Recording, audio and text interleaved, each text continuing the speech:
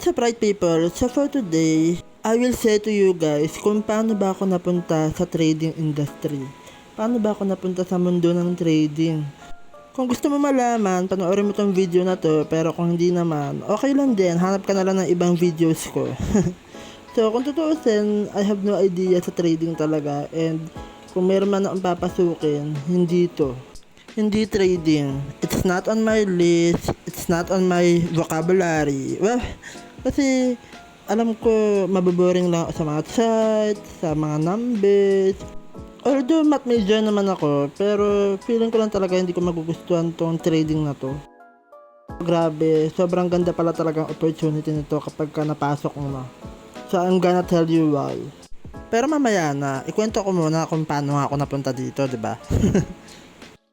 And by the way, pagpasensyahan nyo na kung maraming mga random videos dito. Kasi naipon na to sa gallery ko, kailangan ko na sa i-dispose. So ito na nga, no? Paano ba ako napunta sa mundo ng trading? Actually, wala talaga sa plano, no? Nagulat na lang talaga ako sa bilis ng pangyayari. Kung matagal na kayo nakasubaybay sa akin, I have an online business, no? And tumagal ako doon ng 7 years, more than 7 years ako doon. And sobrang ganda ng opportunity na yun. Doon talaga ako nag-grow.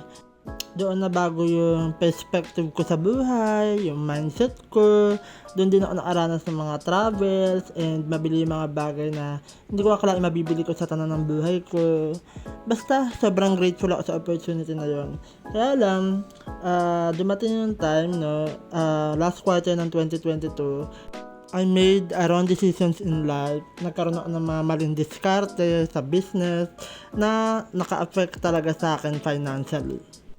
So nung una, hindi ko pa sa masyado napapansin. Nagtuloy-tuloy pa yun hanggang 2023. Tapos, nag-take effect na lang talaga sa akin. Nag-boomerang na lang, sumabog na lang talaga sa last quarter ng 2023. Doon ko na-realize lahat. Doon ko nakita na may mga loopholes na ako na kailangan ko talaga masolusyonan.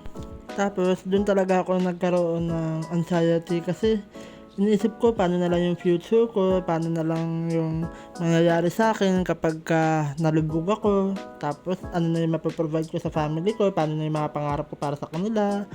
Tapos, nagkaroon din ako ng depression dito kasi namimiss ko yung dating community na meron ako kasi nawala na sila lahat. Feeling ko ako na lang talaga mag-isa yung lumalaban. Tapos, nagtatry talaga ako mag-seek ng help sa iba. Pero, hindi ko maramdaman. Ayun. Basta nagkaroon ako ng financial crisis during that time. And, kailangan ko talaga maghanap ng additional source of income.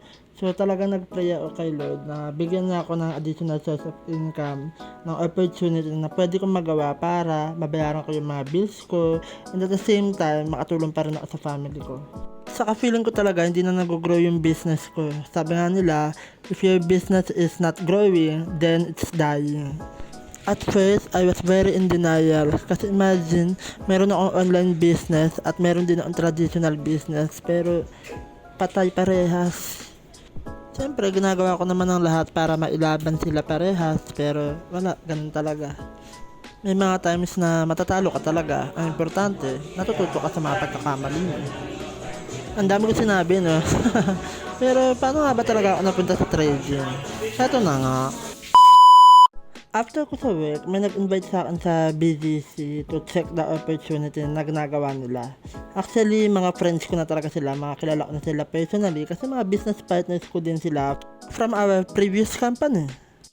Bago pa mangyari yan, meron kaming group, no, meron kaming devotion kung saan doon kami nagsishare ng mga challenges namin, mga pinagdadaanan namin sa buhay, mapa personal man yan or business, ayan. Siyempre, doon nila nalaman kung ano yung hanas ko sa buhay, di ba? Mga eksena ko sa buhay. Sabi nila, why not check ko daw yung opportunity na nakita nila. Tapos ayan, nadala nila ako sa pakain-kain kung saan-saan. Ang bilis ko mabola, pagkain lang katapat. Saya lang. Pero yun nga. Actually, walang presentation na naganap. Walang formal presentation.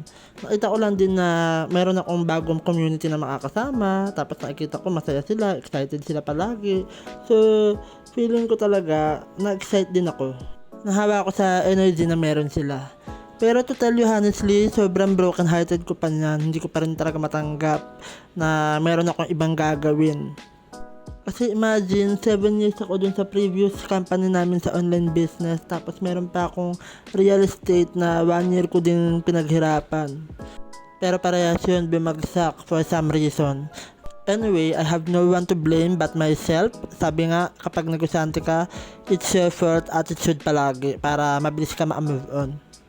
Hindi yun madali I admit nahirapan din ako. Pero wala kailangan natin gawin. Tapos ito, nagstay kami sa Okada. Pero hindi pa ako member niyan Parang mag-join pa lang ako niyan. Pino-convince pa nila ako. Kasi hindi talaga nila ako ma-convince kagad. Sabi ko, sige gagawin ko pero magte-trade lang ako. Hindi ko gagawin yung business side. Kasi hoping pa ako dun sa isa. O diba? Sana all. Pero yun nga, ito kasing bagong opportunity na to, meron siyang affiliate marketing and meron siyang trading.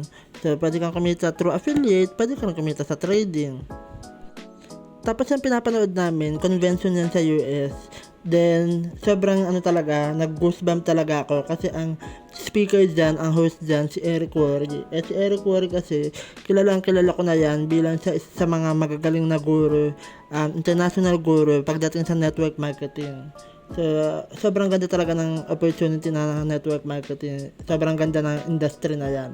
Kaya, kung ikaw gusto mo maging negosyante, ito muna yung simulan mong pasukin kasi low risk. Pero sobrang laki ng rewards. Basta tatrabahuin mo lang, sure na magiging successful ka dito. So ayun na nga, nag-join ako ng last week ng March, tapos nag-celebrate ng birthday ng April na mayroong bagong community. Ayan sila. So kasama yung mga guwapings ng mga traders community, Nax. So, di ba, hesitant ako nung una. Ngayon, kung tatanungin mo ako bakit ako nag-join, kasi na-amaze ako dun sa improvement, sa resulta nung taong kakilala ko na dati hindi naman talaga sa makausad sa previous company namin, pero ngayon ang laki na ng pinagbago ng buhay niya. Saka di ba nagpray ako kay Lord few months ago, and may mga signs siyang pinakita sa akin para i-grab ko tong opportunity na to. So, hindi naging madali, pero worth it naman. Kasi, ayan, after a month, na-recognize kagad kami. And di lang ako, kundi meron akong ka-team, no, under my organization na nag-rank advance kagad. Fast forward, ito na tayo ngayon. Nagsishare na rin ng opportunity sa ibang tao na interested din matuto mag-trade. So, ayan, nag-expand kami sa Batangas, sa Laguna, sa Antipolo, ayan. So, ang goal talaga namin is makatulong sa mga tao na gusto rin matuto mag-trade. So, alam naman natin na very risky talaga ang trading, pero with proper risk management and discipline, pwede ka naman talagang kumita ng malaki. Sinabi ko nung una na trading lang yung gagawin ko, pero ito tayo ngayon, nagsishare din ng opportunity, pinasok na rin ng affiliate marketing, kasi why not, diba?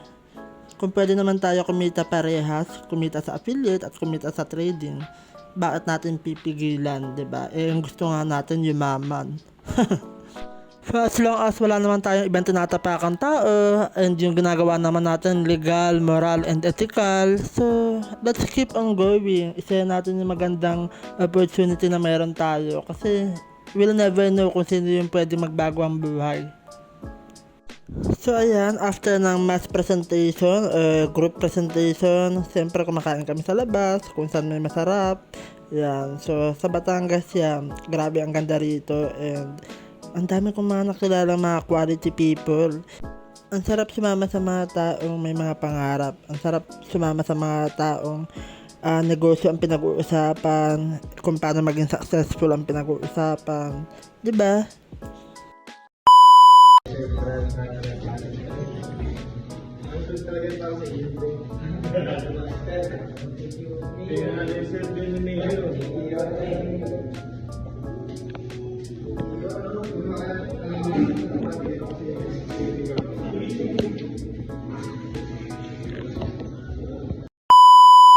After namin tumambay sa coffee shop, ayan, nakapag-check in na kami finally. Sobrang pagod na rin kami. Grabe. Sobrang laki ng Team Batangas. Ang bilis nila nag-momentum. Iba talaga kapag sama-sama kasi hawa-hawa talaga yung energy. Magpapahinga muna kami, then mamaya magkakaroon kami ng matindihang activity dito. Ayan, hindi ko na na-videoan yung mga activity namin dito, pero grabe, sobrang ganda ng resort na to. Sarap balik-balikan.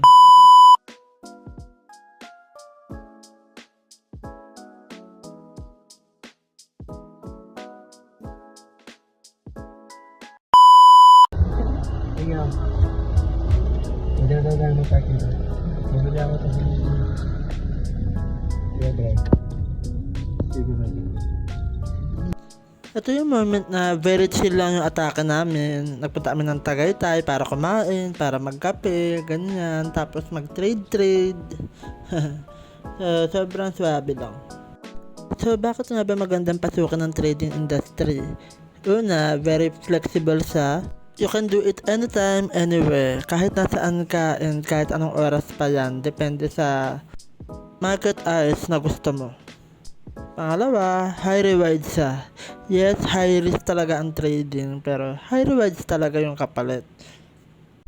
So, paano nga ba talaga magkakaroon ng magandang profit o magandang kitaan dito? So, dito napapasok yung number 3. Kapag pinasok mo yung opportunity na to, magkakaroon ka ng discipline. Mapapataas mo yung emotions mo, and at the same time, tataas din yung skills mo kung paano ka magbabasa ng mga chart, ng analysis, yan. So, kung gusto mo matuto, ano pang hinihintay mo, message mo lang ako para ma-adjoin ka sa community namin. Bye!